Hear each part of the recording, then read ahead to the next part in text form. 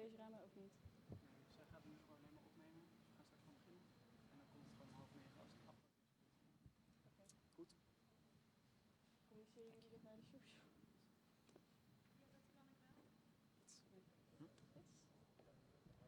Okay, welcome everyone.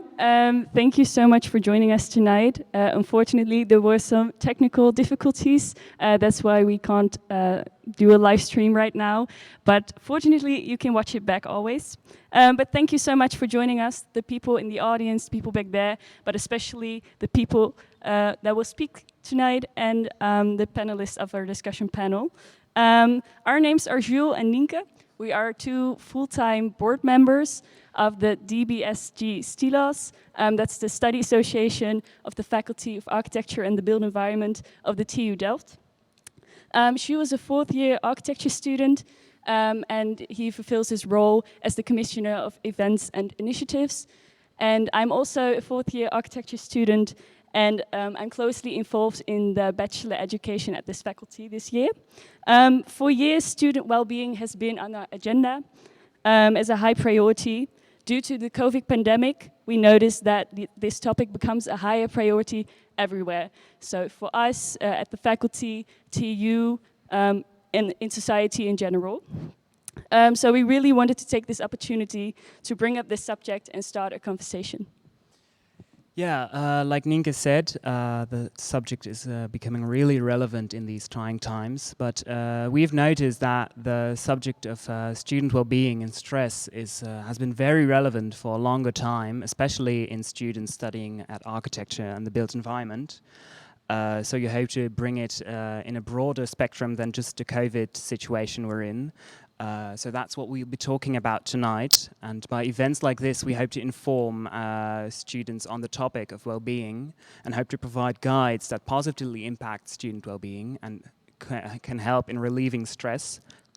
We want to lift the taboo and allow students to freely discuss the topic and help in preventing and dealing with stress-related issues. Yes, and first of all, we would like to thank the faculty and Javier for giving us a platform of the BK public programs in which we can spread our message and start a conversation, hopefully with a very broad audience, because it's a conversation that should be held in a broader way than we do. We will start this evening by approaching the topic of student stress from these different perspectives, since it is a theme with many, many layers. After our speakers have addressed their point of view to the topic, we will start a conversation with the discussion panel. Here we will discuss several statements and some questions, and also people from the audience can ask their questions. And unfortunately, one of our speakers, Tekla Wortelboer, couldn't join us tonight. She's a psychiatrist who was planning on speaking about the burnout and stress and how an overload can result in a burnout. And she was going to discuss questions like, what is a burnout and how do psychiatrists look at this phenomenon and what can it do to you? And maybe tonight we won't be able to hear from her what these questions mean to her. But we hope that tonight is the start of a longer conversation that needs to be held. So we definitely hope that at one point we will hear what stress can do to students. However, we do have someone else who can speak on the subject of psychology. We have Jan van Beek joining us, so he can approach the subject on a mental health field. He's a student psychologist at the TU Delft, and we're very interested in his vision about stress and what it can do, and especially how he can look at stress in a different light. So could it be a tool that can be used? And we would also like to welcome Dick van Gameren, the Dean at the Faculty of Architecture, and Aart Oxenaar, the Director of Education, who can hopefully enlighten us as what stress is in education and how that translates to the working field of architecture.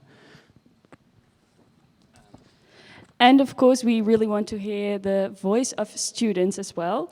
So we're really glad that we have 3 students joining us tonight. First of all, Charlotte Boersma is joining us to tell more about her own experience regarding stress-related problems. So we're really glad that she joins us.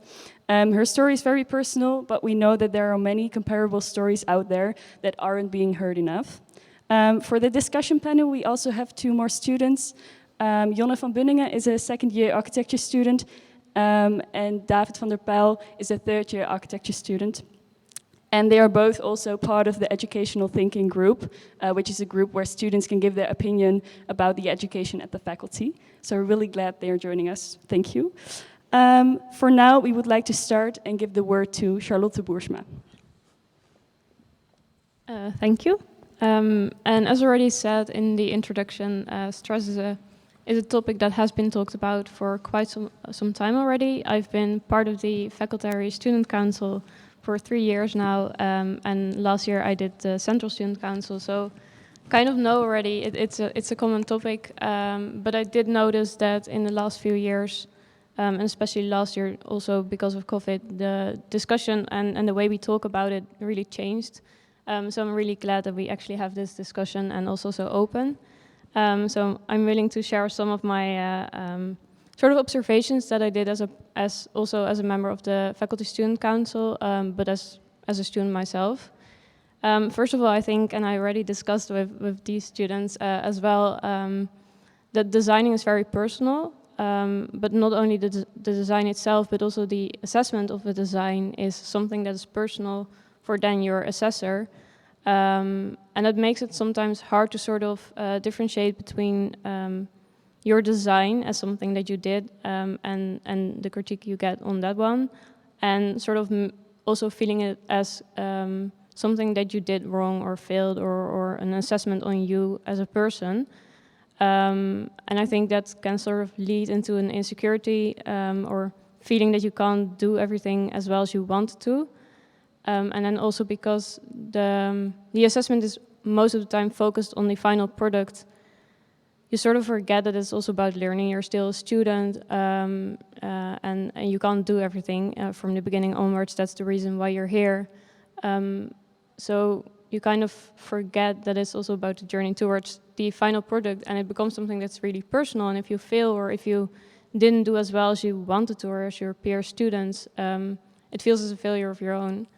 I think those are two of the main reasons that we can feel stressed. I had it as well as a first-year student. I wasn't that good in designing, and my teacher also wasn't that good in guiding me in there and sort of giving me the confidence. It was the opposite. I felt very insecure about what I did, and sort of that insecurity continued over the years. And I even had sometimes people sort of question me, like how I finished my bachelor, if I wasn't capable of designing in that sense. So those are 2 factors that I think do add to the higher amount of stress that most of the architecture students feel. But I think another thing is that we sort of hype each other up. It's part of the game and part of the job, sort of, and you kind of have to deal with the stress. It's normal to have long nights, to sit here together, to study. You sort of share the dread of a long night eating in front of your computer. And it's somewhere also a bit cool to work really hard and put as many hours as possible in your design. And especially, I think, as a first-year student, but also as a student in general, we don't really have that much connection with the practice. So it's really hard to sort of see how it goes there. So you sort of compare yourself with the people that you see, and most of the times those are your peer students, or those are the ones who come for a talk, so more the bigger architects, and it seems as they do all the work. But it's always it's a joint effort, especially when you go to the practice, and you often forget as a student that what you learn here is not really the reality, but we also don't really have a framework of how it actually goes. So you sort of get in this world here at the faculty, especially before COVID. We actually worked here a lot. So this was your second home, and you spent most of your hours here. You worked together with all your peer students, and it was fun. But you also forget sometimes that there's a world outside, and you had the feeling that nobody else understood why you put so many hours in your design and why it's so important, because it's something personal. So at least for myself, I sort of got sucked into this world, and this was it. And I had to spend as many hours as possible, and sports wasn't that important. I could better use those hours to finish up my presentation, or I only had a certain amount of time for my friends, and only now that I sort of had 1 year not studying here at the faculty, I realized how much I was sucked up in this world, and sort of forget that there's also something outside, and this isn't it. There's more of it, and especially last year in the Center Student Council, sort of got to learn that it's about what you want to learn and the things that you want to achieve and how. And I was finally asked the question, like, what do you want to do? What do you want to achieve? How do you want to do it? And are you capable of doing it? And if I couldn't, it was okay. And we just sort of managed to do the best we could. And then we shrugged our shoulders and continued and looked for the next thing that we wanted to do instead of sort of checking off the boxes. So that's, I think, the sort of main points that I feel do add to the problem of stress, but it's very complex. And it's really hard, and I also had it as a faculty student council member, it's really hard to sort of point somewhere. But I do feel that the sort of the way we talk about it really changed over especially last year. It's way more about sort of how we can deal with it instead of that we had to prove, we sort of had to prove that we experienced stress and that it was a serious problem. And now it's acceptable that it is a problem, and we sort of talk together and find a way to deal with it and to make it better for the students. So that's my perspective on it. Well, thank you very much, Charlotte. You addressed some personal points as well, so thank you for sharing that with us today. That was a very hard yet brave thing to do of you. Even though this is a unique and individual point of view, I feel like there's way many more students out there that feel the same way. I'm sure there's a lot of people watching this that really recognize the aspects and the problems you just addressed. So we should really take this seriously, and it's a bigger problem than just your individual point of view. So yeah, we should really talk about these stories. They need to be heard. The experience should be discussed in order to allow people to talk about the topic more freely and in order to find possible solutions together. Yeah, over the past couple of years, a lot of research has been done into the matter, and some studies have shown some pretty concerning numbers. A study by the D.B.S.G here in Delft concludes that 1 in 6 students experience a very high level of stress, and that students at the Faculty of Architecture, Industrial Design and Aerospace Engineering come out on top of that. And they note that design-aimed education very often coincides with overly ambitious teachers, which in turn lead to even higher levels of stress. The Dutch government found that a lot of young adults experience a very high pressure to perform, and that this number is only growing. The Windesheim found that 25% of students were found to have symptoms of a burnout, resulting in an emotional fatigue, and that often the high work pressure was cited as a reason for that. And this clearly shows that stories like Charlotte's are not individual stories. They're not that rare, and they should be heard more often. We should start looking for the causes and the consequences and really take that seriously. Yes, so for now I would like to give the words to Aart Oxenaar. He's the Director of Education at the faculty. Maybe you can tell us more about the possible stress causes or triggers for students at the Faculty of Architecture and the Built Environment. Yes, of course. Thank you, Nienke. Can I be heard? Okay. First of all, I think it's very good that you are paying attention to this theme in general now. We live in very special times. COVID brings a lot of stress, and we tend to look specifically at the COVID-related stress, but it remains broad, and I think for everybody, and during the whole time of studies, a very relevant theme. So again, good that Stylos is doing this. You are already referring to research. I'm going to refer a little bit to a research that is being done right now. It's being done together between industrial design and architecture. Ramon Roy from us is one of the people working on it, together with an external party. And the interesting thing is what they do is they begin by identifying a series of sources of stress what causes stress for students, of course. And interesting is that they begin rather broad. They said in a way it begins with society. The moment you begin to study, there are all kinds of expectations in society, in your family, in your friends, from yourself. I am a student now, what am I going to be? And then you step into a new educational setting. That is the next source of possible stress.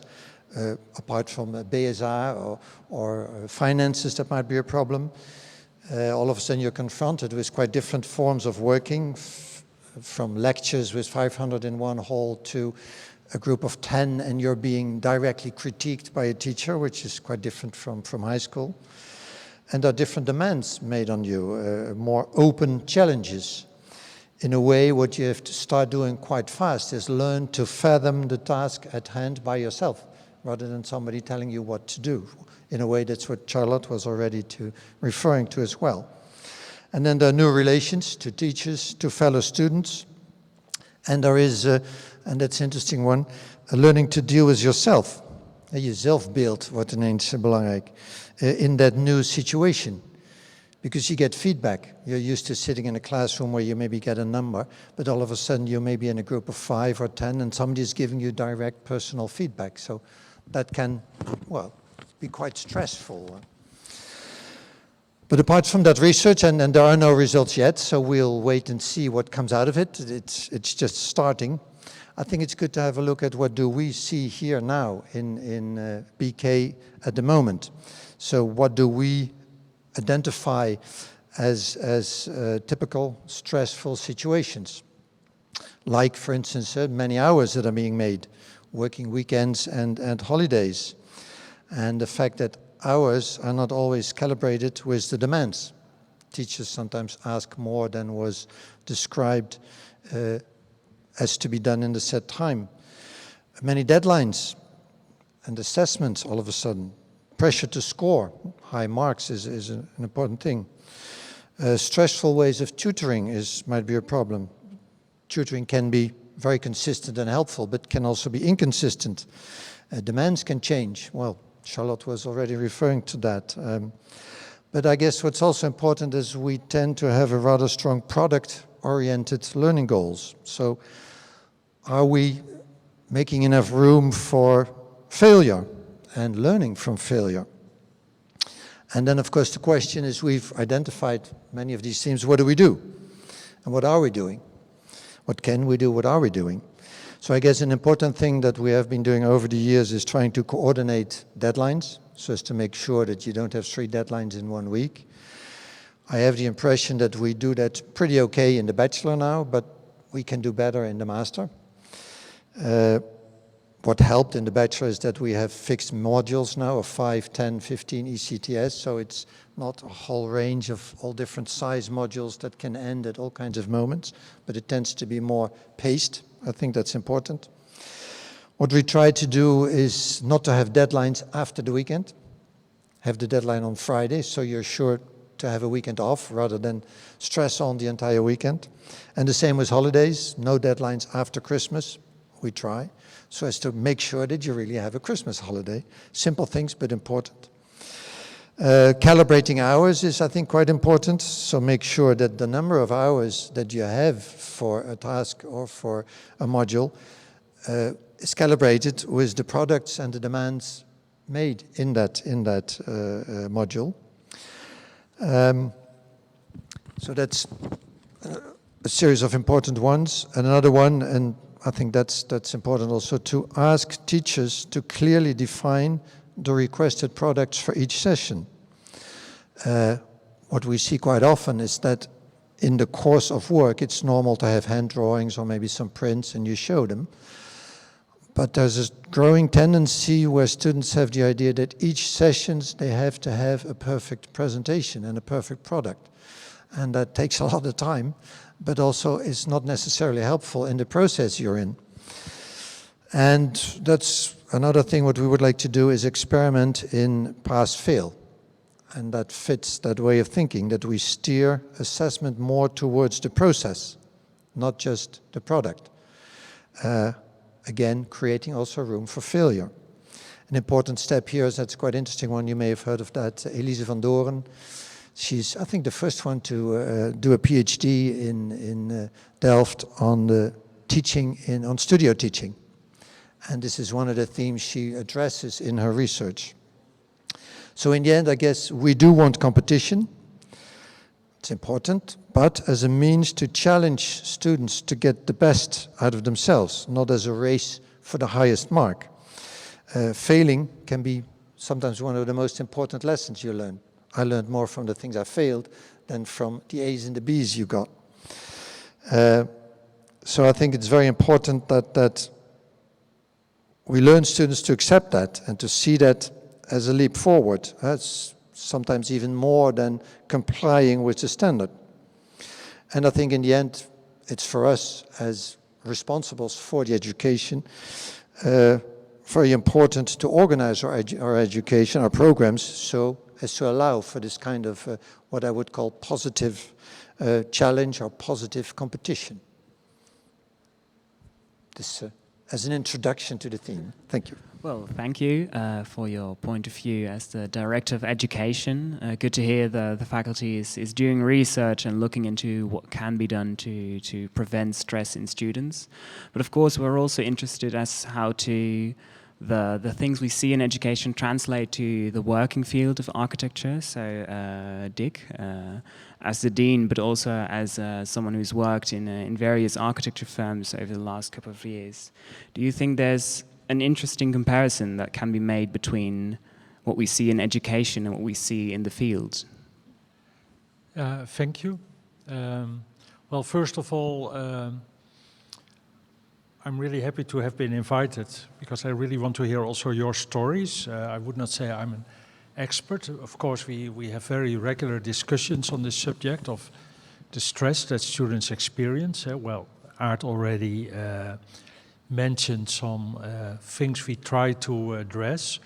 But I thought maybe for tonight I can speak a little bit from my own experience, because I think it's an, I won't say a centuries old problem, maybe it is, but it's not a new thing. And of course, I don't know, but somehow it seems indeed related to our profession, the profession of designer, of architect.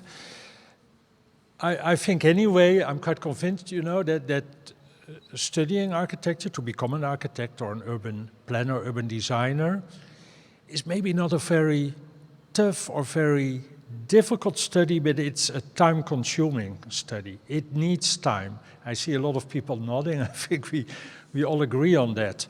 And it has always been like that. When I started my studies, a confession that I'm really getting old, in the early 1980s. Do you know what at that moment the average study time was of bouwkunde students? Have a guess. It's now 6, 7? Yeah, I believe it was over 10 years. No, it was 10 years. Oh, okay, good. Yeah. Which is, of course, very long. You can't imagine that anymore, but that was the average, 10 years. And, but that changed drastically in the 1980s. A new system was installed for all university masters and bachelors, and then you had a maximum of 7 years. Which meant that when I finished my studies, there was an enormous pile of all the old students who had to finish, and the new students as well. So it was like a machine, but, well, we all survived that as well. So the students took time, because somehow that was necessary, It needs time because it's indeed, as Charlotte said, designing, if you want to develop as a designer, it's so much connected to your own personal development. And there's so many subjective things part of that. You really need a lot of experience designing to find your own position. Because it's not, once you know that 1 + 1 is 2, you're there. It's not that simple, so it takes time. And another aspect is, if you look at practice, it seems somehow also, I think it's also a cultural thing. That we think if we don't work hard and we don't spend the last minute available on a project, it's not okay, because a design is never finished. And so I can tell you, in practice, it's often even worse than studying. When at the end of my studies, we still had to do an internship. I'm really sad that that's not possible anymore. I would really love to introduce that again, but that's a very difficult discussion. Let's not have that today. But I was super happy. I got an internship at a very famous office in Rotterdam. I won't mention it. It's not MVRDV because it didn't exist yet. And I started working there, and of course you didn't get paid. I even had to pay for my own train ticket to travel from Delft to Rotterdam. And after 3 weeks, my supervisor there said, because one day I left at 5 o'clock, it's quite normal in the Netherlands, but he said, you have to be available for the office 6 days a week, 18 hours a day. If not, you cannot be here. Then it's clear, then I leave. And that sounds, let's say, very brave. Maybe it was, but because I really hated the job, so for me it was an easy decision. But of course for most, it is difficult to do that, because you also think, wow, once I have on my CV that I work there, I make a big step. I moved to another office, which was, I must say, a much better experience. But especially, well, I think you all know the stories. There were even offices, I think there still exist, where you have to pay to do an internship. So it is rather an awful world, you could say, trying to reach your ambitions in architecture. Not necessarily. I just want to say it's also your own choice in a way. You can also be happy by not aiming immediately for those things. But yeah, it's a choice, but you have to think about it. And the last thing, I see that it's now, say, okay, there was all this stress in the past, but it's now more difficult because there is a time constraint. I think the financial constraint is much larger, because when you could study on average for 10 years, you would also get your funding from the government. That's all gone. So I can see that really creates stress, because in a way, yeah, we expect you as teachers, as faculty, to work 40 hours a week. But if you have to combine that with a job to be able to afford studying, it's really tough. I can see that, but we could discuss it. I also don't know how to solve that. Well, it's a political thing. We should go for another system. And what I also see is, and again, it's also a cultural thing, what do you set out? What do you want to achieve? What I think is really a great development, which wasn't there when I was a student, is that we have become such an international faculty. But what happens then is something that I would see then as a student when I was traveling through the States, where students at Harvard or Columbia, they did a study there. They had to pay a lot of money. So what did they do? They spent 24 hours a week in their faculty to get the most out of it because it was so expensive. And what you see now and I don't have, let's say, a judgment on that, but what I also see is that we have international students coming in.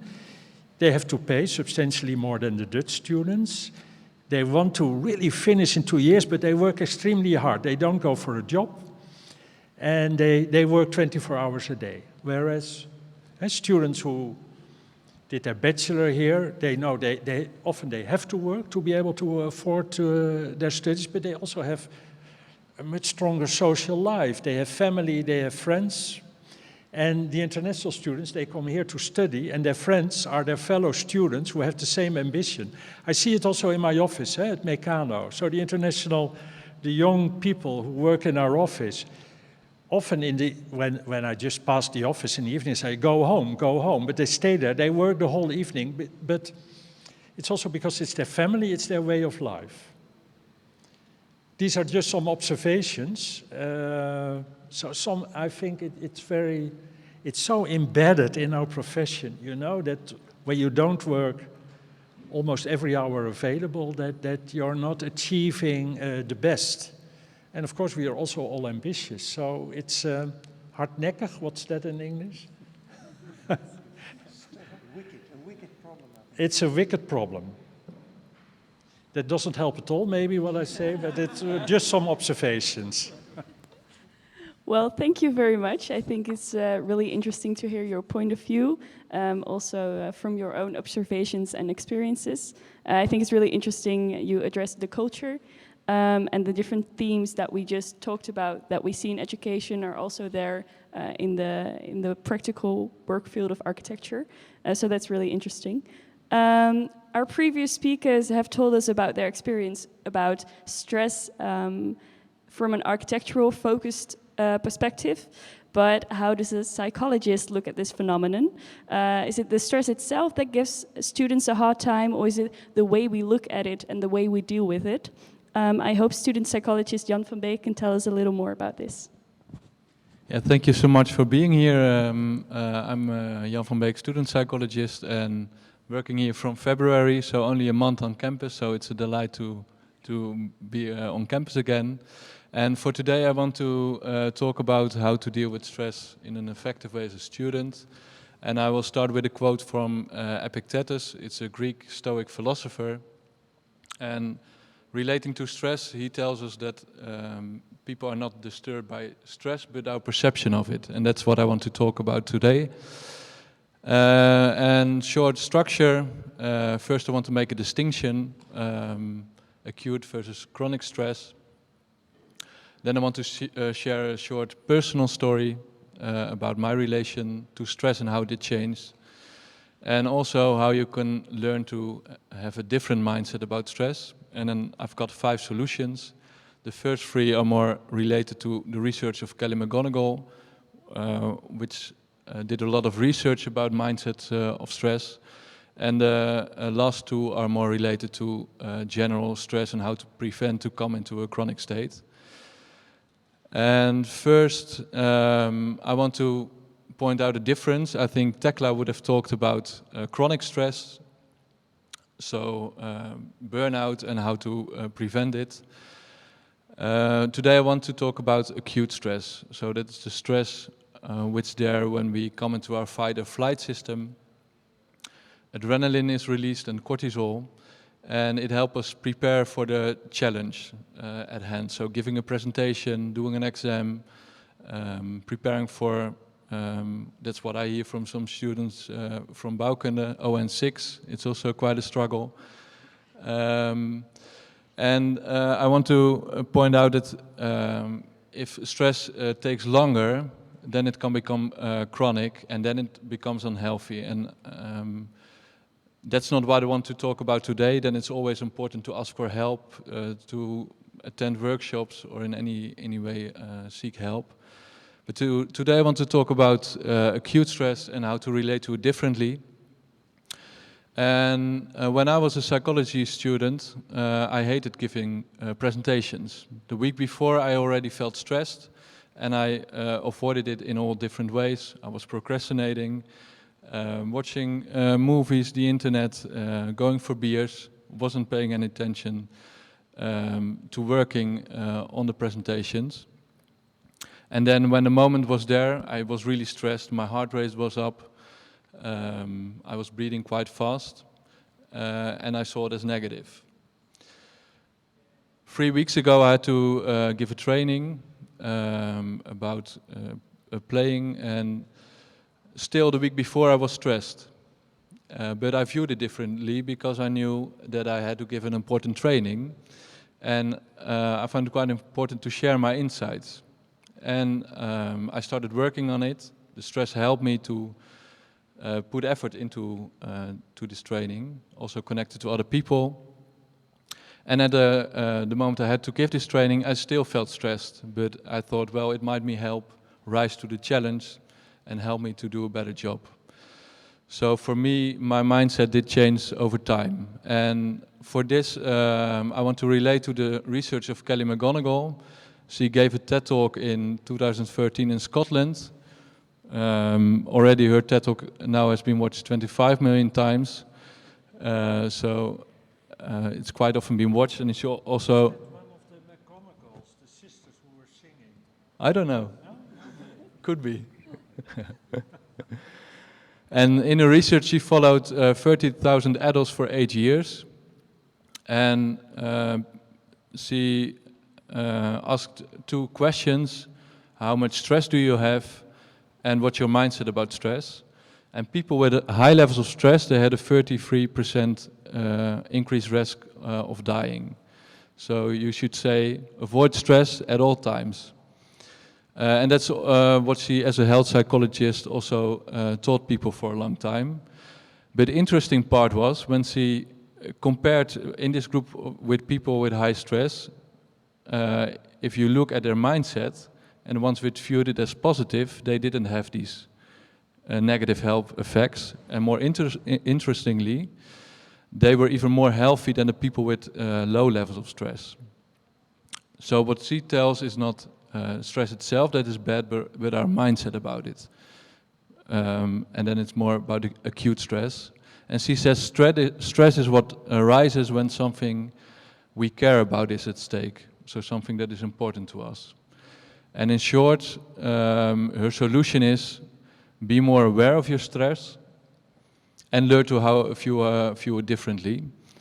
And from that I come up to 3 solutions. And the first is be more mindful about your stress, because the earlier you become aware, it's better. Then it will not become chronic, but also then you can learn to view it differently. And I want you to take a moment to think about recent situations in which you felt stressed.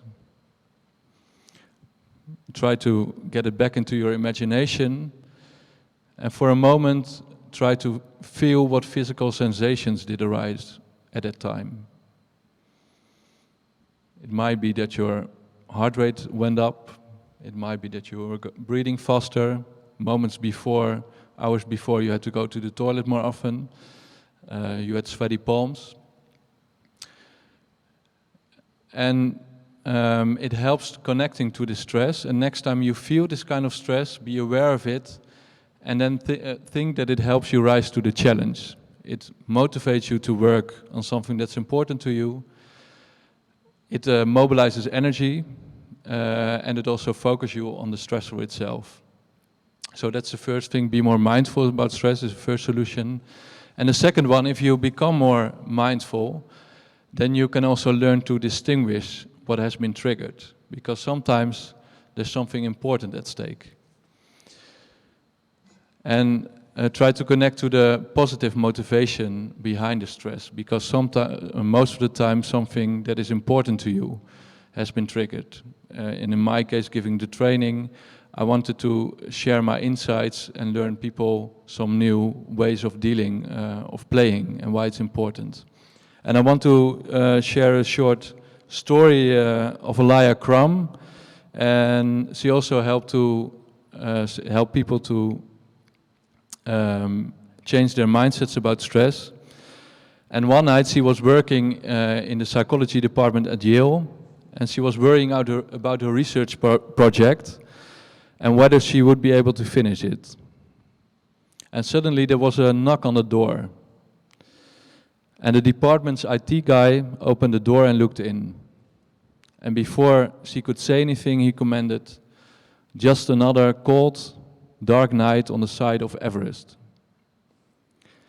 And he closed the door and walked away. And 2 weeks later, she was lying awake in bed, and her comment came back. And she thought, if you're climbing Everest, you can imagine it would be cold, and there'd be some nights, it would be dark, and you'd be tired, and you'd be pretty miserable.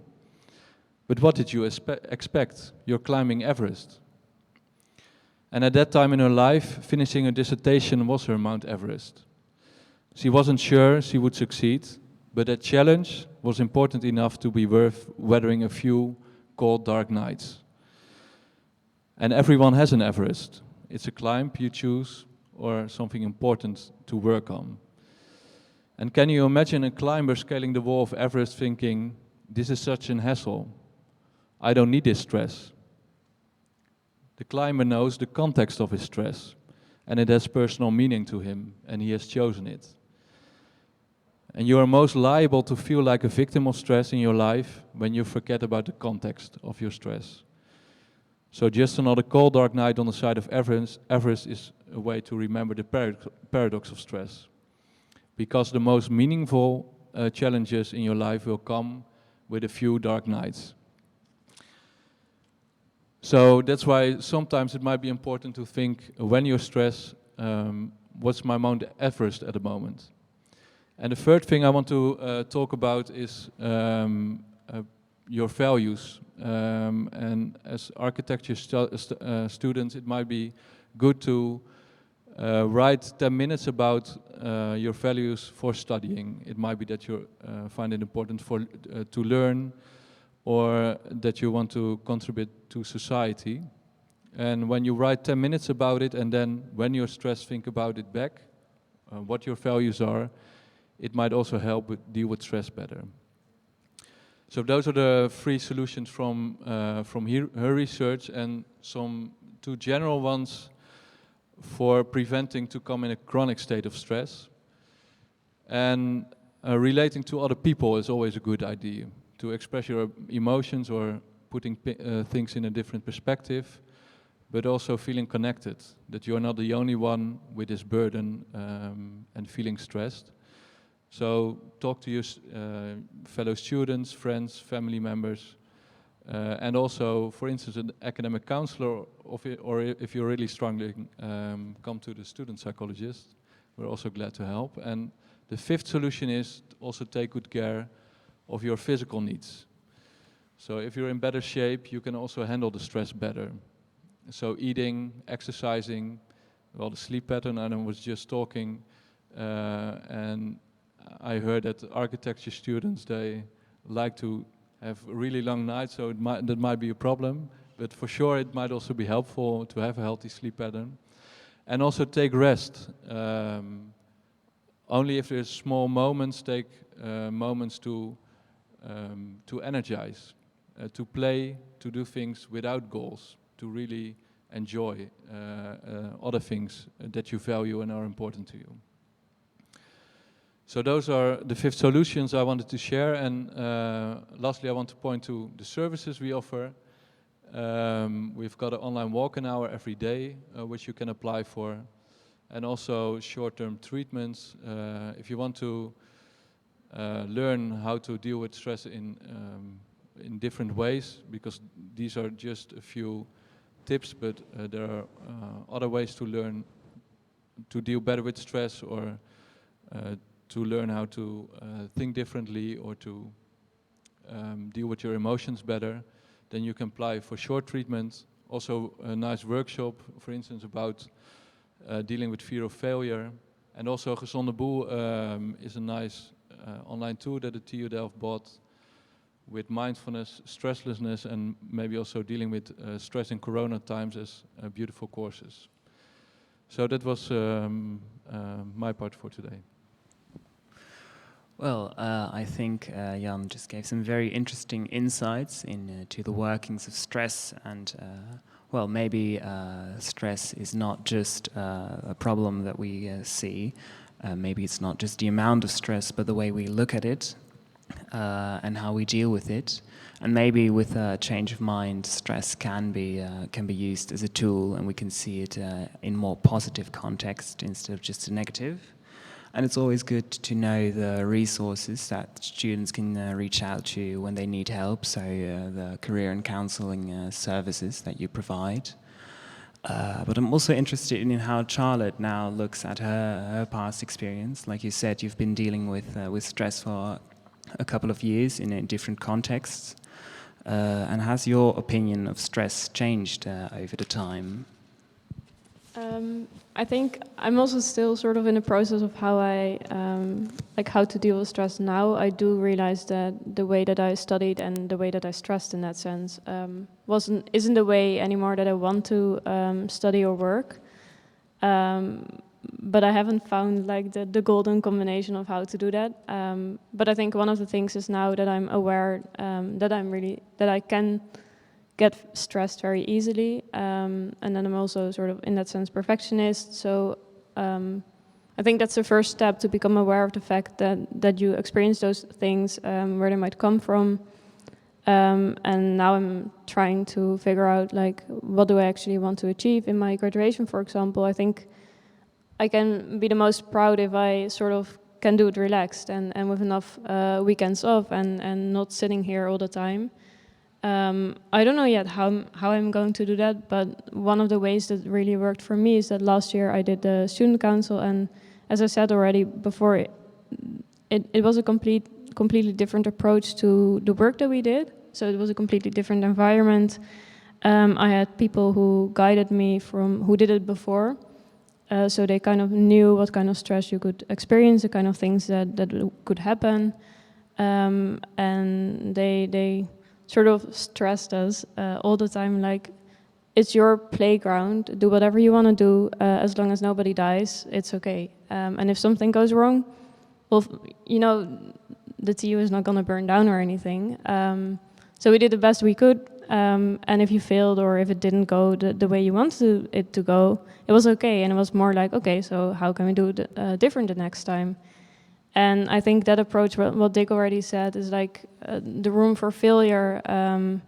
It needs to be there, but also sort of the culture and the way that we approach the study itself. And I think that is not here yet in that sense. We're still very much looking at what we're doing.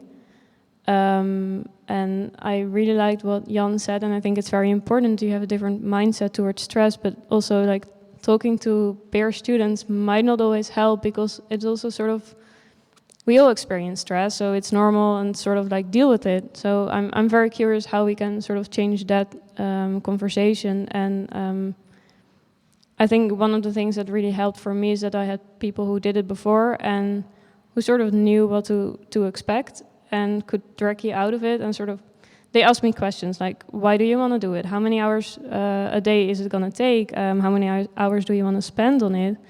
And then, for example, I had help of just planning my week and looking at how many hours I expected it to take, and then how many hours in the end it took me. And sometimes I thought it's going to take 3 hours, and then I did it in half an hour, sort of. So that gives you the perspective, okay, like, what do I actually, like, how many hours do I actually need, and how important is it for me to sort of do this? And the same, I'm now working for career in counseling, and I'm almost always asked, like, do you have the time for it? And is it okay? And what do you want to do? What do you want to learn? So it's a completely different approach. It's more like, what do I want to do, and do I want to achieve, and what are my limits, instead of this is what you have to do, and good luck in that sense. So there, I think I only had that realization when I sort of stepped out of this context. And that was for me. I don't know how it is for other students, but sort of, in that sense, I'm not completely sure if it helps to talk with other students, because there it will only be like, yeah, but like, it's only two more days. And for myself, I know that one of my last projects in the master's was, we had a deadline, I think in a weekend, or just before the weekend, and then like on the day itself, we got an email, the deadline is supposed for another 2 days or for another week or something like that. And I don't know, at that point I was so disappointed in the fact that the deadline was postponed, because you're like always, I sort of had, okay, 3 more days, just working continuously, and after that I can have my rest. And then suddenly you had another week, and you sort of have the pressure then to continue, and again, spend as many hours as possible to just do it a little bit better, because you got those more days. So I got sort of my realization. I don't know how I'm going to deal with it, but I think that still sort of needs to land here in the culture itself, among students as well. Well, thank you for sharing with us again. I really think that it's good for you that you took a step back from the culture here at the faculty, and that experience really gave you some insights. And I agree with you that awareness is the first step of a process, of a longer process, and you can now direct where you want to go. So that's really good, and I hope that other students out there from this faculty, from other faculties, can also sometimes stand still with their feelings about stress. How stressed am I? Why am I stressed? And create that awareness, because it can give something positive, and it can give a process in which you can grow as a person. Let's see. But of course, preventing these negative effects from happening is better than healing when you've experienced negative effects on the long term.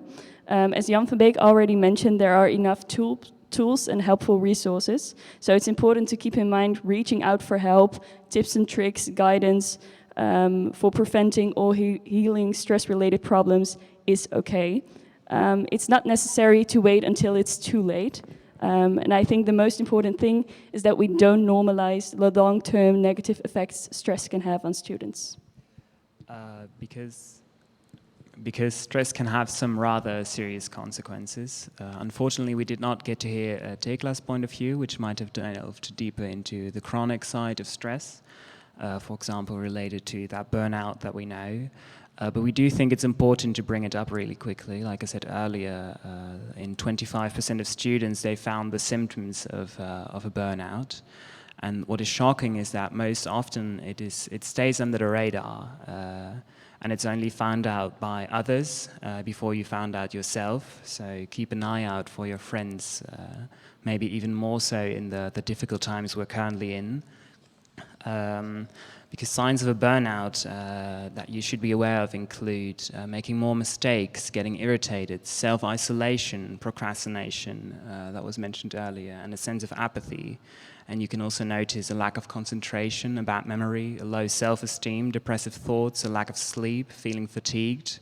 So the list goes on, and maybe the most troublesome sign is the desire to spend more time and more hours working, essentially trying to fight the problem with its own cause. Yes, having approached the topic from all these different perspectives and these different layers, we would like to start the conversation about it. We have prepared some questions for our panelists and some statements to start the discussion, but there will be room for the audience and the rest of the panel to ask some questions as well. All right, so the first statement that we wanted to address is for you, Jan. What do you, as a student psychologist, notice? Are there popular, concrete causes or triggers why students seem to struggle with stress-related problems? Yeah, I think at this moment it's also the corona stress, so feeling well more lonely. That's also one of the causes of stress right now, especially for international students who didn't have the support network that Dutch students maybe more they have more. And I think beside it, well, fear of failure, procrastination, these really are topics to work on and which students have to deal with. And also sometimes students at the TU Delft, they're a lot in their head. They don't pay so much attention to what's happening in their body, the physical sensations. So I think that's also something that's quite common, or that I see quite often. So I think that for that's also quite important. Well, for instance, the mindfulness. To learn how to also relate to what's happening in your body, because, well, as you mentioned, those symptoms, the depressive symptoms, feeling fatigued, you also have to be aware of it. And sometimes when you're do have a really strong mind, and most students do, then you forget about the physical part. So I think that's also a common thing that's that I see and we see quite often as a student psychologist. And yeah, I think those are the most important things. Yeah. Okay, thank you. And I want to ask Jonne and David, are you guys familiar with these aspects, like the fear to fail a project, the pressure to perform on the highest level as possible, the constant comparison between your own work and the work of your fellow students? Do you guys experience that yourself, or do you see it in your direct surroundings a lot at this faculty? Yeah, actually we do. Normally spoken, you study up at the atelier, and when you walk around, you always see different people, different visions of the same project, and you immediately compare yourself to them. You see like, all right, this is so much better than mine, but that first thought, it's so much better than mine, isn't really the best thought you can have. It's, well, yeah, it's a bit like a jungle. You need to like knock yourself through everyone else, and you need to show your counselor like, yeah, my work is the best work that I can make. And it's, as you said, also very personal. It's your baby, it's your child, you made that. And when somebody says like, oh yeah, but that's not really correct, maybe you should look at his or her, he or she does it slightly better than you, it directly feels as like a personal attack, like you're not really doing it well enough. You should look at somebody else. He's doing it better than you. You immediately set yourself below somebody else. And it just begins in the beginning, and it slowly just seeps in, and after a while you don't even notice it anymore. And what you say, the symptoms of the burnout, I myself actually was quite shocked to hear that so many different symptoms were, well, linked to burnout, because I can say that some of them have come across in my path here at the architecture faculty. And yeah, it's a thing that for most students is most normal. I mean, like when the clubs were still open, short nights were normal, and being fatigued was seen as, well, yeah, that's just a part of the deal. And I didn't really notice it, but still during the corona period, you're still fatigued, you're still tired, you're still seeking that the validation of your peers. And yeah, it doesn't really change, it only gets worse and worse. And you also said ON6, it's a, well, quite heavy thing to do, and I'm doing it right now, and I can say that it's the end of your whole time here at the bachelor, and you can feel it that a lot of students are also saying that it's tense, it's incredibly difficult to go through this final product in such a time that it's also really tense for your mind and for your body during the corona period. Well, thank you for sharing with us. Jonne, do you agree with David, or do you have a different point of view? Yeah, I totally agree with a lot that David just said. And I just wanted to mention as well that with this thing that you compare yourself with others, that's also because you don't really see the errors that others made in their designs. So it's just this short, this short look on their work, and you're just like, whoa, that looks really cool. But mine isn't like this. And this is also, I think, because our subjects, or like this whole working field, is really well based on opinions. So it's also when you got a teacher that doesn't really share your point of view on how, well, for example, a city should look like, or what the future should look like, then it's really difficult to, how do you say this in English? Je eigen mening of je eigen beeld te vormen.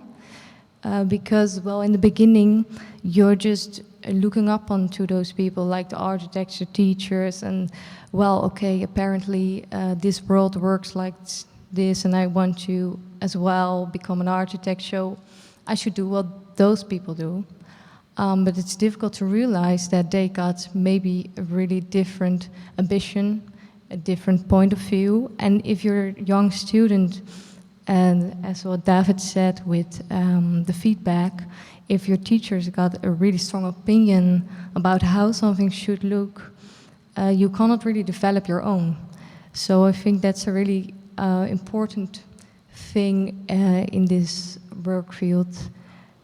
And that's also because if you create space for students to follow their own vision, I think then you create better architects. So that's what I wanted to say.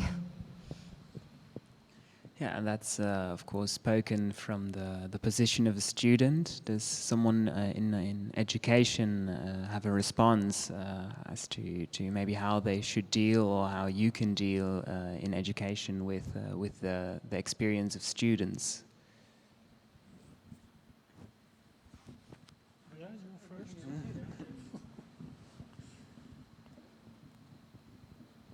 Okay. No, I think that's it's an excellent point.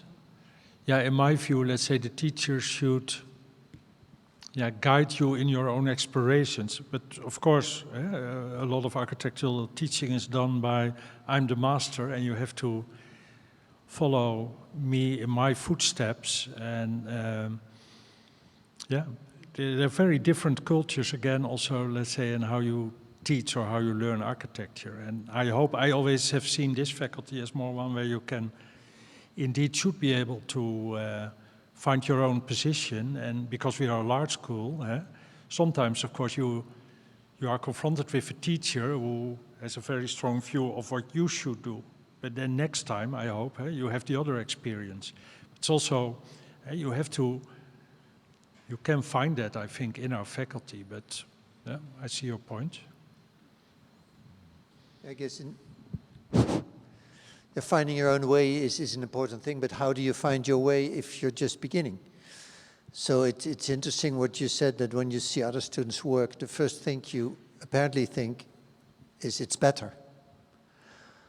And that's in a way threatening, or it makes you, it's unnerving, but you could also think, okay, why am I interested in this project? What's in this project that I could learn from or look at? Why is it different? And that's maybe also an attitude that we tend to be competing in the sense of, oh, it's better, I should be better, or I am better than the other. Whereas there are no norms, there are no standards here for what is good or what is not good. Okay, there are some standards, but basically it's about what do you want, what are you doing, what do you bring, which is yours or different. And well, once again, we talked about failure. Failure is extremely important. Sometimes that's what you learn from most. But also the other end is finding your own way. And basically that's, by the way, one of the things we're working on now in the bachelor, to help you do that. I think we're very well organized now in the bachelor, especially the ON, the series of studios are well organized, well planned. We know what we're doing. It's comparable. It's accessible. But I do wonder a little bit how much room is there for each and every one of you to find your way. You're doing P6, but you're doing the same project as they did last year, and you're doing the same project as all, how many are there, 400 or 350 others. So maybe we should think about that, and we're going to do an experiment now in the ON4, where we form groups of teachers, and you can choose for a specific team, and that team will have its own assignment and hopefully develop an own view on architecture. So that gives you more a possibility to find out, hey, there are more ways to do it. What is my way, rather than this is the best way or that one's better than mine. It's just different. And it's our task to help you find your way. And bachelor is the beginning of that. The master, of course, already offers you more freedom. You can choose your studios. So I guess that's our task as teachers, to help you find your way, rather than constantly set a norm and constantly telling you this is good and this is not good. Yeah, I think teaching architecture is, let's say, opening the eyes of the students and showing him other perspectives that he hadn't seen yet, but not forcing him to look only in one direction. That sounds maybe rather ideal, but I really think that is what teaching should be, and I know that that's not always the case, of course. And yeah, on the other hand, I always think that you learn maybe even more from your peers, from your fellow students, than from your teacher. I think, for me, that's also very important. But I also see, and I see it more maybe than I saw it, let's say, in my own study period, that also creates, I mentioned it, also creates a certain stress or a sense of failure. If, hey, that student it's incredible what he's producing and I'm lagging behind, and that leads to a lot of stress. And yeah, it's very difficult. what can we do about that? I think in the end, as a teacher, I always, to be honest, I'm always happy if they're in a group, they're front runners, you know, who take the whole group to a higher level. Because I also experience when there are groups of students where there's not that ambition, then it's a sad affair for everyone, because then, well, there's no energy. So, yeah, to find it, it's again finding a balance, but I think that energy, that drive is important, and you learn from that. But as soon, and I experienced that 2 years ago, I had a graduation studio with 2 students who were really good, but they felt really that they could not, let's say, achieve the level some of the other students did. And they really got into a mental trouble, and it was very, concerning to me. Tried to talk to them, but that was, I thought, I don't know, what can we do about that? Because that's the wrong way. You should learn from another, and I think see the energy of the other, and that brings energy to you yourself. But if it starts to hinder you, and the students were completely blocked in the end, then it becomes really a problem. And I'm also just an architect. It's difficult what to do about that. So maybe it's a question to you. Yeah, I was thinking about a video that Rob Mudde recorded, and he's now telling that in university it should be less about excellence and more about ambition. And I think what I mentioned was to think about what you value. So really take time for your own, to know why it is important to do architecture, and take some time wondering about it, because that may make you more autonomous, and not having to compare yourself all the time to other people. And I think also what might help is being more mindful, because sometimes we're all in our head, and when wanting to know more what we want and what we are, we also need to connect more to ourselves. So I think those are 2 different things that from my point of view might help. And also you told really fatigued sometimes. I think it's also really important to have moments to play. And this might be in courses, but also outside for yourself. Really take time to do things that you really enjoy, just for the enjoyment itself. And that makes you more creative. And I think also architecture students, I think that's also an important part to come to new ideas. So I think, playfulness and not taking time working on goals is also, one of the solutions. I completely agree. And maybe it's stupid to say, but in a way you have to organize your stress moments. Yeah. I also experienced a lot of stress. Let's be honest about that. But I know, and Charlotte was also saying that the worst thing is, I think you can handle a certain amount of stress. It's even in a way, it's like sports, I think. I'm not at all into sports, but there's also the adrenaline, and it also has something positive.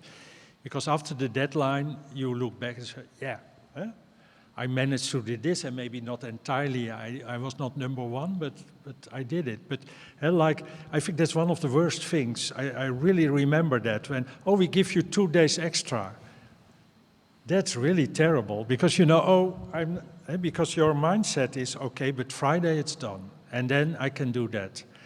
And then you get another 2 days. In fact, that's really terrible. I also experienced that when I started working in practice after my study. So, in a way, it was nice, especially in a team, to work, a week, day and night. Well, you got some sleep, but to finish a competition. It's part of architecture and culture, you can't escape it.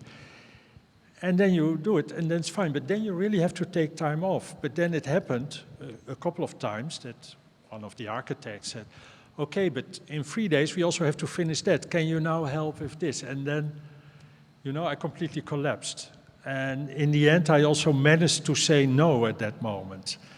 And you have to do that. So you have to learn to, let's say, regulate your stress. Because if it becomes piling up stress moments, then I guess, and I'm not a psychiatrist or a psychologist, but then it becomes dangerous. You really need that, but you have also to take your own responsibility in that. I think it's also important to ask for help, and that's what you said about values, that it's really helpful to know sort of what you value in either your design or your studies. I, in the end, also found sort of my common theme that always came back into projects, and as soon as I had that, I could also set for myself, okay, this is sort of the direction that I work in, and that I value and that I want to bring back in my project, and that makes sort of that you can, even if the teacher says something that you disagree with, you can actually sort of explain why you think it's different, and you can decide your own path. And then I also could figure out like, hey, I'm not really sure about this, and I need help, and I want some guidance. And I think like being able to ask for help, but also then for teachers and for the coordinators of course, to be open for that and to sort of accept that sometimes students can't do it, and because it's quite it's not common to ask for help and to sort of say that you don't know how to do it, but then if they come to you, that you're actually open and willing to help. And I luckily had teachers who were willing to help, and I had extra sessions, and then in the end it feels like your project, but it also sometimes felt like cheating, especially when I asked my mom, for example, to help cutting something, because I was like, okay, I don't really care about it, but I know it's like part of the job, and so it has to be done. But then I always sort of felt like, I'm cheating because it's not completely my project. But I also think that knowing your weaknesses and the things that you're not so good at, and accepting that sort of for this moment is not something that you will achieve or learn, is also really important to sort of get better in dealing with the stress that you experience, and being able to regulate that. Well, actually, I was curious, maybe we could dig deeper into the architecture culture that we have here at the faculty, but also in the practical world. So, for example, last week on our Instagram of Stylos, we posted some statements to see how students feel about it. And one of the statements we posted was, "Pulling all-nighters in order to finish my deadline is normal to me." Over 200 students responded, and over half of the responses were positive. So they agreed with the statement, and I feel like that really shows the kind of culture that we have here. And maybe, as Charlotte told before, this is a conversation that really should be held, because otherwise we just see it as normal, because everybody around you is just as stressed as you are, so it's normal. Everybody around you also is pulling all-nighters in order to finish the deadline, so it's normal for you to do that too. And I think it might be difficult to find that awareness in yourself and to stand still for yourself if you don't see that it's not necessarily normal. Do you guys agree with this, or do you have a different point of view? Yeah, I completely agree. I actually had a teacher once who said it was quite romantic to pull an all-nighter, and that he assumed we would be doing it. And a bottle of wine. It's okay. It was quite strange to me, because I never do them. I don't think my products actually get better by skipping sleep. It's when I do it. I did it once. It didn't turn out really well. But a lot of my peers do it because they also see that it's kind of cool. Everybody's doing it, so I'm doing it as well to be a part of the group.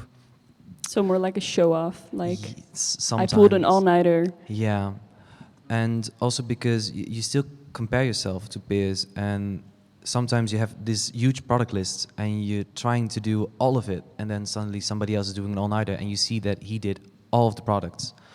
But you don't see if the quality is as good as yours, but you're still thinking, oh, well, he did more than I did. Is this going to affect my grade? Do we need to push more? Do we need to push harder in order to...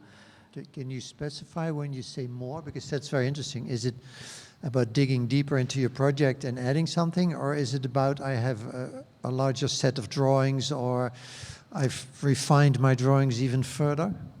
Well, both. Sometimes with subjects such as TA, you just have huge lists of things you need to do.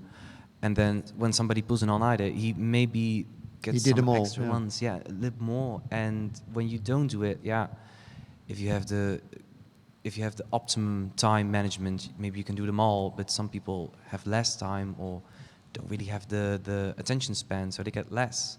You still have the feeling, maybe I need to push myself harder to get on his level. But do you have the feeling that the all-nighters are mostly because there's production to be done? Or is it also you continue thinking on your project and you go all the way and... It's the final production, eh? Well, I think before Corona started or COVID-19 started, I also did all-nighters and everything because you just get sucked into life here and you do all kinds of funny things and you're here with your friends. The faculty is open till 12 o'clock, so why not?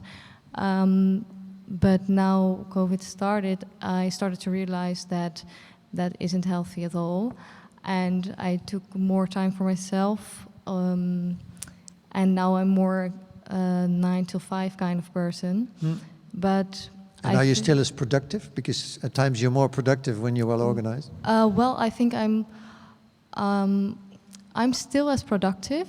Well, maybe a bit less, but that's not because of the time. That's more because I don't get the inspiration of my friends that I got when I was working together on the top floor here. But I think that finishing the work, for me it's more in the graphics because I think that teachers they pay a lot of attention on the graphics, so on the end result, and not that much on the process. Too much? Too much, yeah, definitely, I think, because you can have a student in your group that isn't really making a process, as in that isn't really handing in paper, drawings every week, but maybe a few drawings, and then in the end, suddenly he gets this real great design with perfect graphics, and it looks really cool. And I think that the teacher then just gets a bit overwhelmed because of this really cool graphics design. And because the teacher didn't see the process, he also didn't see the errors that are in the design. So he also doesn't see how the errors are solved. And I think that he doesn't even think about possible errors in the design because he's just overwhelmed by the design. But apart from that, I think that...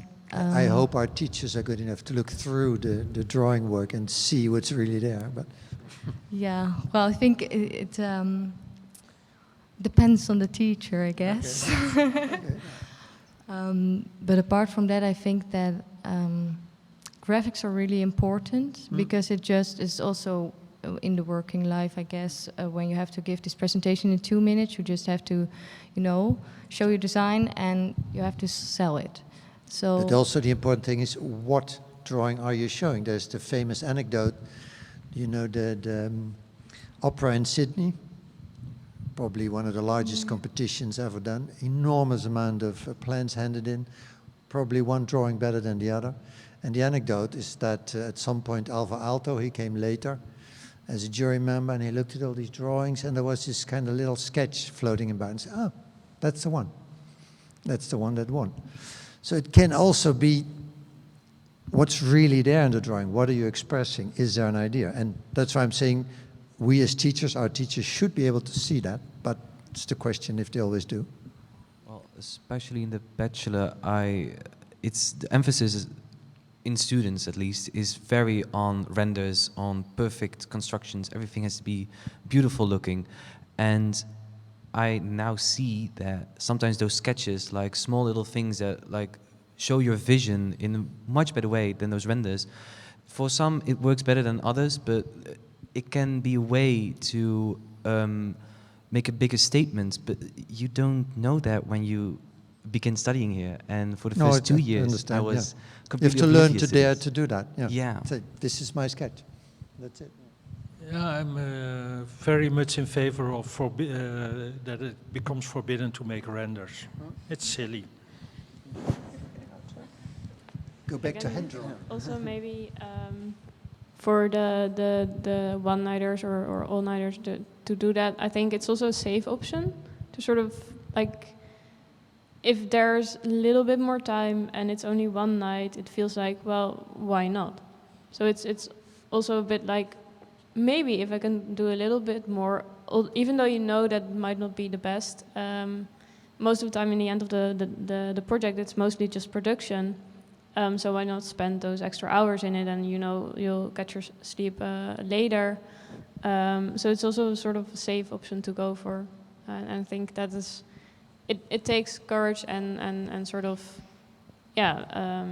being sure of yourself to say, you know what, it's okay, it's good like this, and I'm not gonna look at other students and see them working still here, and I'm just gonna go home. That it's quite hard to do, especially I think in the first years when you see others and you know that you have this whole list to do. In the master's it's different, but even there it's also, I once was in one group with a lot of Indian students, for example, and the culture is completely different, and it was the first time that I had to sit in a library for like till 3 in the morning, and then we would continue at 10 again in the morning, and that was the norm. So it's also different cultures, and especially with international students who are here for their study, that's also something that you then have to be brave enough to say, no, I'm gonna go home, otherwise I can't study well, and my production goes down, and also the quality of what I do. Yeah, and I think that it might also be for your own mental rest, that if you work the all-nighters, you know, okay, I did everything I could. And if you don't, and you get this grade back or the result back, then you can always think, well, I could have done better because, you know, those extra hours, I had those hours, I could have spent them on the design or on the subjects. So maybe it's also a bit of a mental thing. But I think if you do a all-nighter, it could always have been done better. Yeah, but I understand that it's sometimes difficult to resist, let's say, the peer pressure, or if you see the others doing it. Not that I'm the best student in the class, but I never did one-nighters except for 2 times during my studies, because then I worked with other students. We had to do a collective work. Yeah, they all insisted, you know, and then you don't say no, but it's absolutely not necessary to do it. And yeah, sometimes maybe, you have to step out of it and really follow your own way of working. I told you the example that I had 2 students in the graduation studio who were really struggling with being part of a group with some super ambitious students. And in the end, they all graduated with really high marks, 8s. But what helped in the end, I said, okay, don't come to the studio, you know, just work from home, do what you think is best for your project for a moment. Don't be part of the group, and we can just meet and look at your product. And that really helped. So yeah, sometimes you have to resist. I think you need the other ones to get inspiration and energy, but sometimes you also have to resist. And maybe also think about what you value, because for sure it isn't good for your health. Having a jet lag, for instance, it takes a lot of your energy, and it's, I think, the same with all-nighters. And I can imagine that if you do them together, it might be different, because then it's also some sort of a social thing, and that's something you might value. And I think then it might be different. Then it can be fun and more pleasure. And I think then it's different. And then it's important that it not happens very often, but because I think health-wise, if you value your health, it's not a very good idea. I think there's another aspect which you mentioned earlier, and that's that combination of tension and relaxation. And we all know about, who was it, Archimedes sitting in his bath and having this brilliant idea, which happens quite often. You have the brilliant idea under the shower, but we all know that idea only comes because before that you've been studying an awful lot and you've been thinking about it.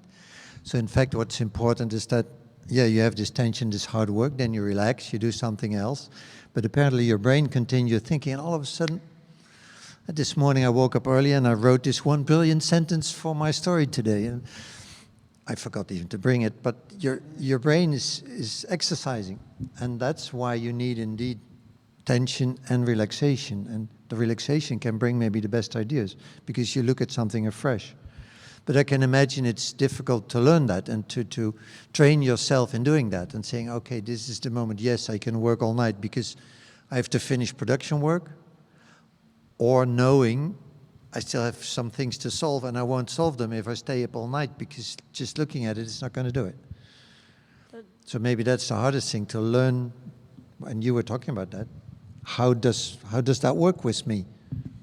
How do you then, because for me, I don't know now how I'm going to study, but for example, I also see friends who are still struggling with, they always say I have deadlines so I can't meet, and then I'm like, but even not for a coffee, like 20 minutes or just walk around because you need a break, right? And I know for me, when I was studying still here, I also always was like, oh, but I can't take a break, I can't miss this hour, and no, I can't. Or I had to plan it really strict, and then now that I'm sort of out of that mindset, I also hear from friends like, yeah, no, it wasn't always fun to come with me and to have like do something fun, because I always had to go somewhere else, and I always tried to plan 3 things in one day and then try to go everywhere. And now I see other friends also still doing that. But it's really hard to sort of get that message across, because if you don't want to hear it or if you're not open for it, it doesn't really matter what people say. I also had people who told me, and my family, my friends said, oh, you're really stressed and don't you need to sort of take a weekend off or whatever, or do less. And I was like, yeah. And now I'm like, they were absolutely right. But it's only now that I also sort of receive the advice and see like, oh yeah, I need to prioritize, and I have my priorities completely off. But I'm also struggling now that I see other friends still doing that. I'm like, okay, but how do you tell them like it's okay to take that break and sort of get out of it? Because I also just miss my friends. And yeah, I think sometimes when thinking back, I also did the same. I also worked too hard, and sometimes you have to make mistakes yourself, and to fail, and to sometimes do too much and feel that it doesn't work. So that's, I think, also well, also as a psychologist, sometimes when I'm telling people what they should do, it doesn't work. So I first tell them, just do what you're doing, and do it for 3 weeks, and then we come back, and then sometimes they think, well, this is not working. So and that's sometimes quite frustrating if people are not there yet. And so yeah, I can imagine that's a problem. So actually it's more about like, I think all students got a different perspective on how to study, and you're learning to get a clear view in your years, like it's trial and error. But I think it's really important, as like more of you said, to take a step back, so you really realize that you don't have to, work so hard. So I think it's also like the question, how do you make students take a step back?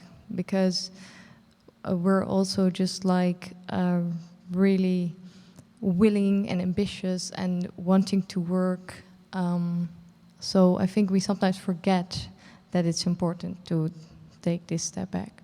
I think it would help if teachers sometimes also just say, okay, but it's only this design project, it's not the world, and it's okay to sort of to help to put it in perspective. It's only one course, it's one grade, and it's one day, maybe it's 1 extra hour, to sort of get that message across. But on the other hand, the way that the curriculum is now built, it's also, if you fail a design course, for me it meant that I missed my minor going abroad. So there are actually serious consequences, and as a student, this is sort of your world. So then it feels really big, and I think it would help to sort of, if teachers tell you and bring you that other perspective and sort of give you that little push to take it less serious. But on the other hand, there is still a curriculum, and if you don't, if you have to retake a course, it often means it's at least a half year extra. Can you just also out of curiosity, but can you remember moments where a teacher really made a remark that helped you, for instance, out of a stressful situation, or at a point in your project where you were maybe stuck, what should I do, or where you really thinking, what is the products I should make? Have teachers been helpful in thinking with you and helping you with the next step? Yeah, my current teacher is actually really helpful in the way of teaching me to not look too much at other students and to create your own way of bringing your vision across. But I can imagine that for a lot of people that's quite hard. It's the first time that I've heard a teacher say that to me, like, oh no, you don't have to do this or you don't have to do that as a product list. But no, it doesn't really matter. I mean, if you have a different way of bringing your vision across, that's even better. And I can just imagine that for a few people, it could be quite scary to like step off the normal track, the safe path, and to discover the new venture beside the road, because there's still like a fear of failure. Because if you fail a big project like ON6, that means you postpone your graduation kind of. And that also means financial setbacks. You gotta take another year of study. That's another year of getting a loan, that sort of stuff. For me, that always weighs in. But then the important thing is, does a teacher give you the feeling that even if I don't make that whole row of products, I am on the right track? He did, but that was the first time. Does he give you the trust that even if I don't do it with all the set products, but I show an idea, I'm clear about what I want and I show enough? Well, at first I had for ON2, I had this crazy idea. My teacher, he first said, well, no, you can't make this. But eventually when I made this idea in the design, he told me, well, actually it was quite good that you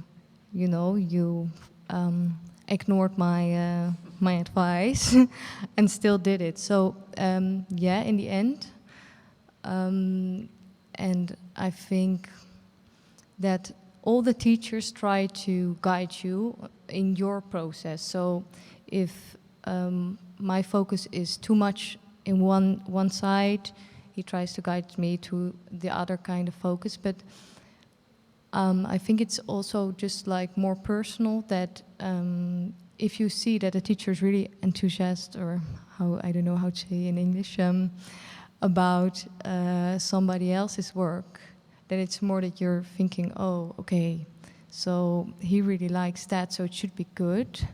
Okay, how can I make him really happy about my work? So that's more where we talked about earlier, like the comparison between you and the other students. But I did, well, until this point, I never had a teacher that said, well, take it easy, like that. No, but this is, of course, one of the big dilemmas of design teaching, because in a way, you, as a student, you want to be able to follow your own ideas and express them in the way you think best. But on the other hand, students also expect, so it's a very subjective thing, but you also expect objectivity in the final review, let's say. And then it's very difficult to explain as a teacher, hey, why do you give, to be fair, that project a very high mark, but there's not that, and that, and that. And then you have another issue, and that of course continues in practice. If you work on a competition, you get a list of deliverables. If you miss one out, you're disqualified and you're out of the competition. So some teachers say, I experienced that as well. You have to do it all because in real life you have to do it as well. Now I don't think teaching should be a copy of practice, but still, you know, there are many perspectives to look on this. But I think that attitude, because I also don't think that practice is only these competitions. It's also just like you gather your own projects, and people come to you because they like your vision or your style or whatever. And indeed, what you said, that you shouldn't copy the practice into this building, is we're still students and we're not ready yet to enter that practice. And on the one hand, you I also say, And I know there are other architects who think it should. I don't think the study should be an imitation of practice. No. But some do. That's what I make. You can look at so many ways, especially in design teaching, how you in the end evaluate the final results. And of course, that's a big stress factor. Yeah. That's maybe an interesting element. You may have heard of the studievoorschotmiddelen. There's some money that came from the state and that is for the students. So it's up to you to decide what you want to do with it. And we were asking for ideas. And one of the ideas that came from the students, that they said they wanted the teachers to be trained better so as to make sure that all projects are assessed in the same way. And you can think about that two ways. In a way you think, well, that's good and everybody will be assessed fair. But the other end of it is that in fact what you're pressing towards is a mold in which each student has to fit and they have to do the same things. So the freedom is gone, but also the freedom for the teacher, and indeed that can be subjective, to say, well, it may be that not all the products are here or even the drawing work is not so brilliant, but the ideas are great, or what somebody's trying here is brilliant. So that's an interesting thing, and I guess that's what you are aiming at also. It's this double pressure that on the one end, we want freedom, we want students to be able to choose, but the other end is that also students themselves pressure us to have a controllable system so they're all assessed in a controllable way.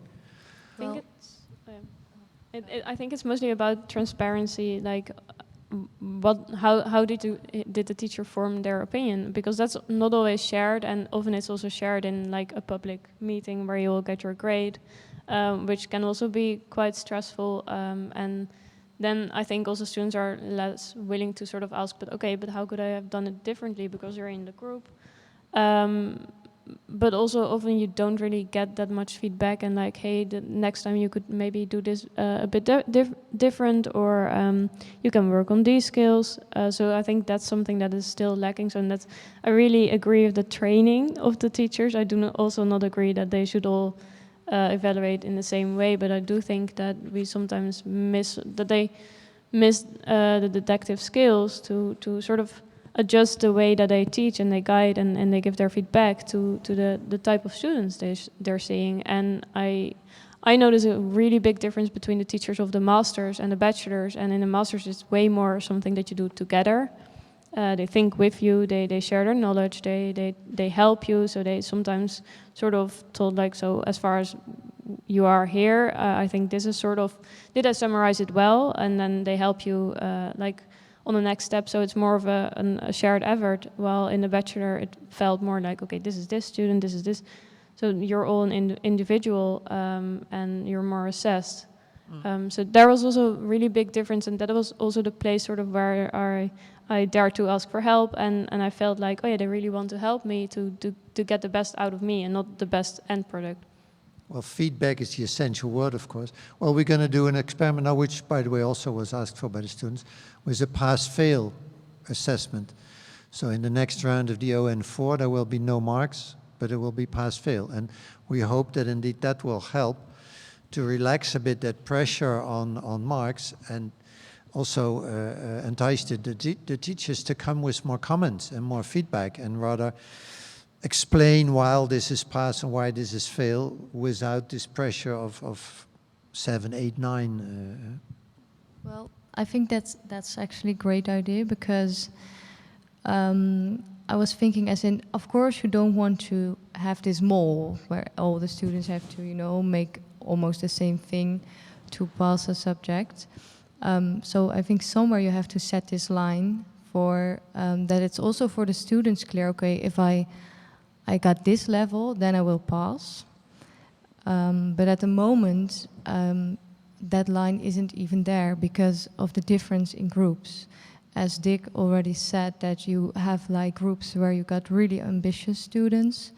The level in those groups is just higher. So somebody in that group can fail the subject, while in another group where the level is way lower, people pass the subject. So I think that's actually... We try to address that already, but that's always difficult. But what I did for many years in ON4, that I saw almost all the projects. And sometimes I had to correct teachers and say, this is not failed, this is okay. Sometimes also the other way around. Huh? So how can you give a 9 to all the students? It's rather average or even quite bad. These are the exceptions on average, of course. So you have this calibration is necessary, but it shows again the difficulty of in the end evaluating the project, because I can tell you there will be also quite a few students who will be very angry that they don't get a mark. Well, maybe because they see their dreams of getting a cum laude. Here's another thing we should discuss here. Yeah. Maybe but as let's a stop that part. Maybe as a last closer, we talked about comparing yourself to other students, about the dangers of it, about a pass-fail, and I think most importantly, ambition. Do you think, Jan, there is something you could say from, well, maybe outside of the architecture bubble that we have in the chairs over here, that could be very well applied in the process of grading or passing or failing? Well, I'm not an educational expert, but what I was still thinking about was, well, you mentioned the one teacher being different, and in what way was he more different? What were qualities that he got that helped you? And that's maybe... like you said with the bachelor and the master, he was really helping me get the best out of me instead of me just filling out all the requirements and making sure I hit all the marks that the module set for the course. He's really telling me, all right, I see your vision is like this, you should go after this, you should form it in such a way that you feel happy about it. And during presentations as well, he's like, you don't really need to, of course he has a certain minimum, like you need to get this, but if you feel compelled to, another way of telling your vision, go ahead, do it. I mean, yeah. So also a bit about personal development, maybe? Yeah, really much about personal development and not so much anymore about filling in the mold. Yeah, and that's maybe also the personal part that's quite important, and maybe also, I don't know, for teachers also to be vulnerable, but because being there as students, you come into the culture, and well, when something has to change, I think it has to come from the culture inside the faculty, and maybe you need more teachers who are more, well, more also focused on this part, but that also asks more of them and puts them under more pressure. So that's also a bit of a juggle. Yeah, I think those are great words to close out with, maybe showing some vulnerability sometimes. I think that's it's a positive note to end on. So I would like to thank our speakers, Charlotte, Dick, Aart and Jan, and our panelists, David and Jonna. I would like to thank the faculty and Javier for giving us well, the space to start this conversation in the public program. And I hope it's a conversation we can continue to have over the couple of years. Yes, indeed. And for all students listening or watching this, know you can always ask for help and guidance by reaching out to your academic counselor, TU Delft psychologist, or your doctor. If you want to know more about student stress and well-being, please check out the website of Career and Counseling at the TU Delft, and stay tuned for upcoming well-being events from Stylos. Take care of yourself and stay well.